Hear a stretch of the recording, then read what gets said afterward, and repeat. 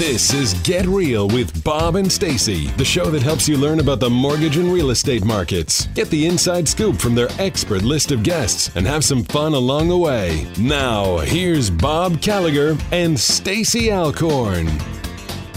Welcome back. You're listening to Get Real with Bob and Stacy. You're joining us for our Leaders and Legends segment. Joining us by phone today is Allen Adamson, co-founder and managing partner of Metaforth and also author of Shift Ahead, How the Best Companies Stay Relevant in a Fast-Changing World. Welcome to the show, Allen. Pleasure to be here. Thanks for inviting me. So I want to give everybody some background on Allen. He is a noted industry expert in all disciplines of branding. He has worked with a broad spectrum of consumer and corporate businesses in industries ranging from packaged goods and technology to healthcare and financial services to hospitality and entertainment. With his perspective and depth of experience, Allen has helped his clients understand and activate strategies that enable them to shift ahead of the market and the competition, generating long-term value and increased brand equality. Allen and his teams help clients identify what truly matters to the audiences that they serve, what is relevant to their audiences, and how to brilliantly deliver on it. How organizations do or do not stay relevant is the subject of Allen's most recent book, Shift Ahead. Using fascinating first-hand accounts and detailed case studies, Shift Ahead explains how the best organizations recognize when it's time to change direction and how they pull it off while bolstering their brands. Following the approach of Allen's previous books, Brand Simple, Brand Digital, and the Edge 50 Tips from Brands That Lead, which are used in universities across the country, Shift Ahead offers practical and readily applied lessons learned. So before we start, let's hear from your point of view, what is Shift Ahead all about, Allen? Thanks, Stacy. More and more companies are finding themselves becoming their father's Oldsmobile and, trying to keep their business relevant and competitive, and it's getting harder and harder. And so what we did was we spoke to more than 100 companies, large, small, startups, established, profits and nonprofits, and dug into what they were doing to keep their business current and relevant and competitive, and those that weren't, what they weren't doing, and what lessons others can learn from that. That's great. Now, you said companies trying to remain relevant and companies that may be their father's Oldsmobile. What happens if it's an industry? Because I sit in the real estate industry, and I look at it and I'm like, who's going to come around and Uberize real estate? What happens if you're in an entire industry that is your father's Oldsmobile? Yeah, and that happens a lot. It's usually not just one company. Kodak wasn't the only film company that disappeared when the industry shifted, and Uber is disrupting more than just New York City taxis. So it becomes, of course, more challenging if the entire sector you're in has become less relevant or changing. Right. But the same principles apply. You need to shift out of it. We did a nice piece of research with Barnes & Noble, and you could argue that bookstores as an industry may be going away, but actually not. Bookstores are just going to need to reinvent themselves beyond what Barnes & Noble is offering, maybe back to the little bookshop on the corner where the owner really knows their books. And so, often, even if the industry or the sector is changing, that doesn't mean that it's not possible to reinvent your role or reinvent the sector as a leader. Interesting. What are the barriers that prevent companies from shifting ahead? What we did when we did the interviews, we were hoping for the magic potion of here are 3 things you can do to stay relevant and not become not get Uberized, as you said. But what we found is there are many more things that you can do wrong that can get you left in the gutter than you can do right. But the barriers fall into 2 broad buckets. I'll call them imagined and real. The imagined one is, you need to realize that most of us start off sitting in what we called Marty Crane's chair from the old Frasier show. His father had this old chair, and most of us are much more comfortable with the familiar and yesterday. So, one of the barriers is that people are just comfortable doing what they did yesterday.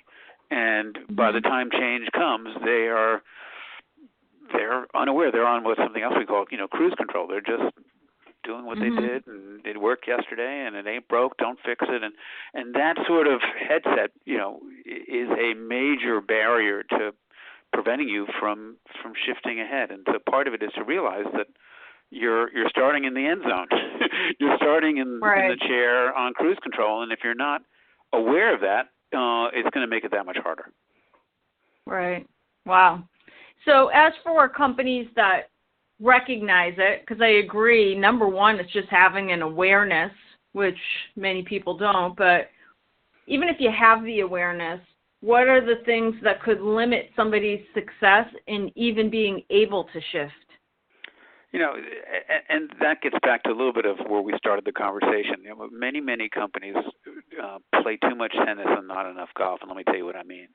When I was at Unilever as a client, I was very worried about what Procter was doing and Colgate. I was very fixated on my competition. When I worked with Pepsi, they were totally fixated on Coke. And in tennis, if you play it, and I play it badly, one of the objectives is to really pay attention to your competition and try to hit the ball when they're not.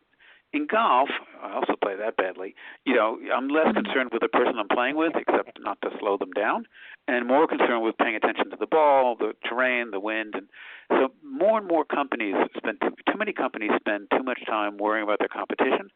And as you indicated, disruption usually doesn't happen right in front of you. So Gillette, was very focused on Schick, and if they cared about any competitor, and they weren't really, looking out to the side, and they got disrupted from not a major player, but somebody who came at it from outside the category with some technology. So one of the barriers and one of the success factors is to zoom out and not be myopic. And yes, you need to pay attention to your direct competitors, but more than likely you're going to have challenges that are not right in front of your nose. And as an expert in shifting, do you ever tell companies that, hey, it's too late to shift? Yeah, and if we say why do most companies fail at this? Most companies fail because they start too late. By the time they finally decide to shift, their gas tank is empty. They have no more money. Right. They're into cutting people back. They've lost a lot of their talent. So part of success is starting early enough that you have enough horsepower to shift, because changing anything takes time and effort, and most people don't get it right on the first swing. So you need to have enough gas in the tank to take several swings.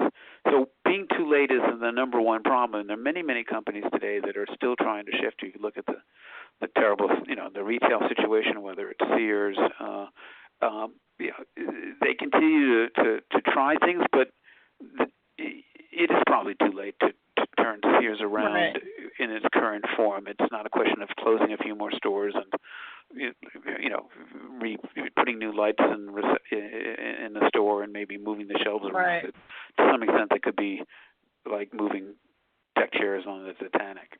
So too late is probably which says if there's one thing you try not to do, because once it's too late, once you're out of money and also out of talent, your best people have left, it is really much harder to shift ahead. Yes. I'm reading a book about Google, Facebook, Amazon, and Apple were the largest companies in the world. And it was an interesting, the one about Amazon is so interesting because they spend billions of dollars every year just trying out new things, like starting new companies, trying new things. And to them, it's like, if it fails, it fails.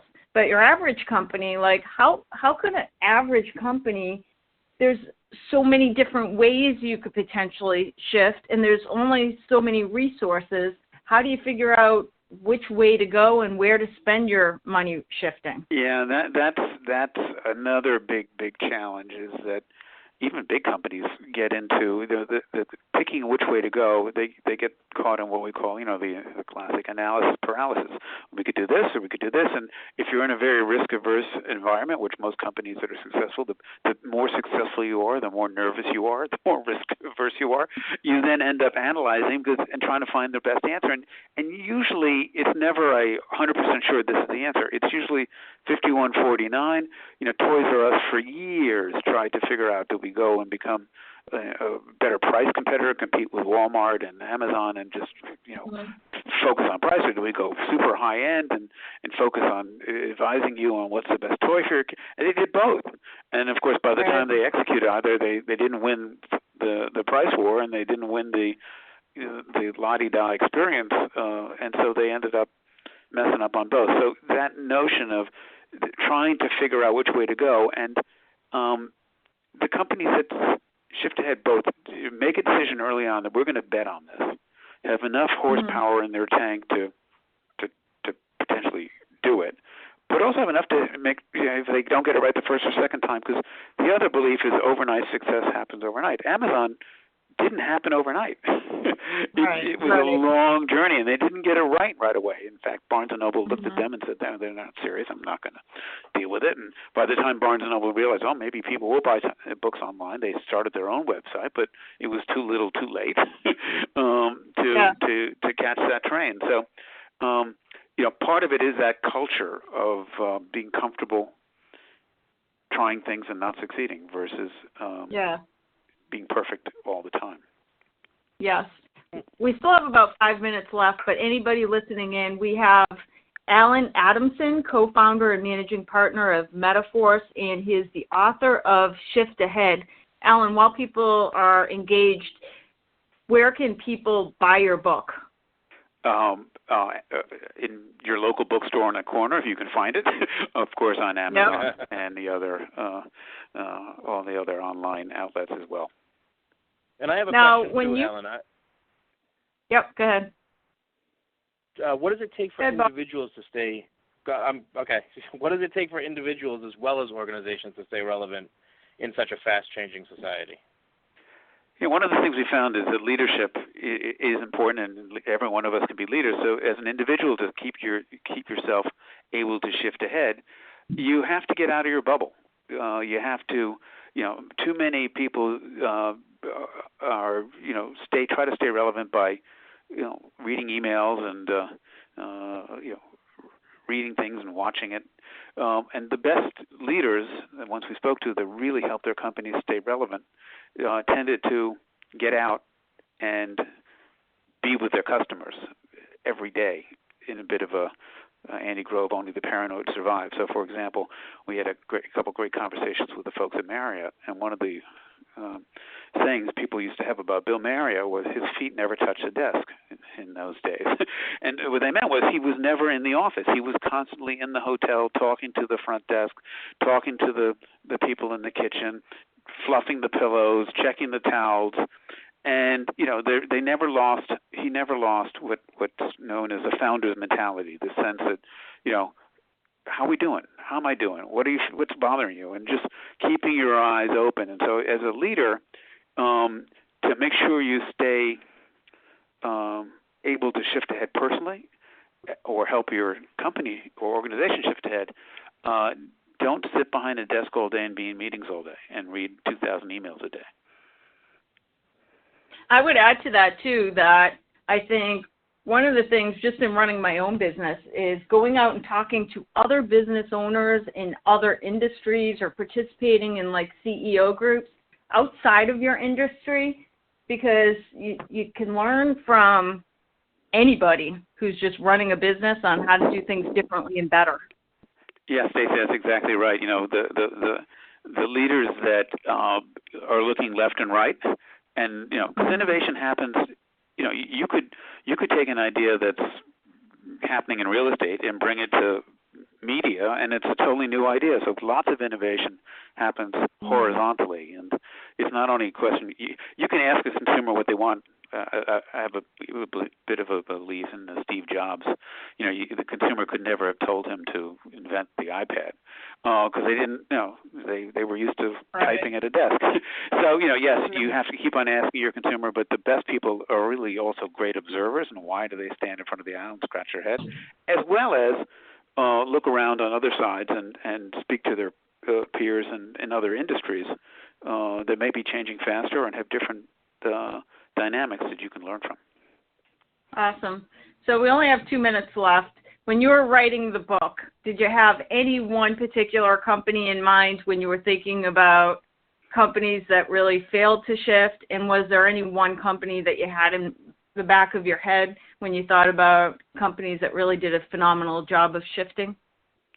Yeah, the one I always wondered about, having worked many years ago with Kodak, was how could Kodak have gone from owning pictures worldwide to out of business?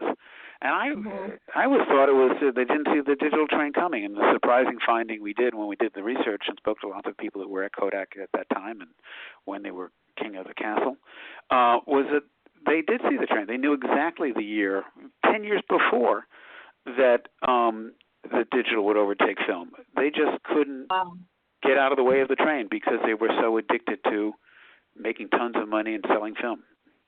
Wow, that's crazy.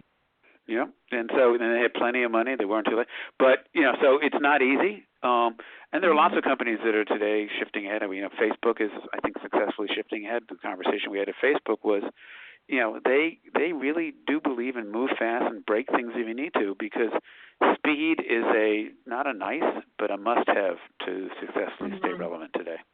Right. Wow. Great stuff. Thank you so much. Again, this was Allen Adamson, co-founder and managing partner of Metaforce and author of the book, Shift Ahead. Thank you so much for joining us today. Thanks, Alan. Thank you, Stacy. Thank you, Bob. Pleasure to be here. So we're going to take a quick commercial break. We'll be back with more Get Real after this.